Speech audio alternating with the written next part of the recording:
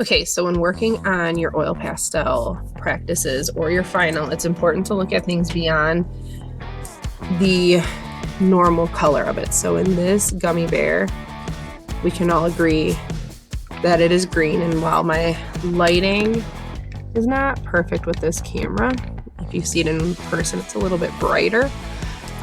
It is not the only color that is in here. If you look carefully at the shadows, you'll see a little bit more of a red. If you look at the highlights, you'll see some more yellow. And if you look at some of the shadows on the bear, you might see a little bit of blue mixed in there. It's important to look for all of these little areas.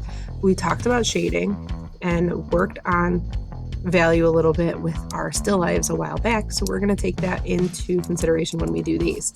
So what I did really lightly was draw with a pencil, very lightly, because we don't want any outlines. No outlines. That means like don't do harsh outlines, don't outline with the oil pastels, we're filling it in. And we're going to slowly build up those areas of color.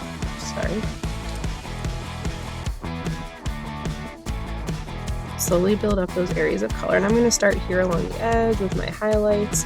And they are a little bit more of a yellow than just yellow-green, but I did a light yellow-green in there so that I have that green tint. And remember, oil pastel is kind of painterly, so it's not going to give you like super nice fine line details. So I'm going to come in here and I'm going to start building up my green. And it's going to take a lot of going back and forth between colors to get the colors that you want. So I'm not, my gummy bear might not be just the green oil pastel. There might be some yellow green mixed in here, some blue green. So you're going to take your time and fill it all in.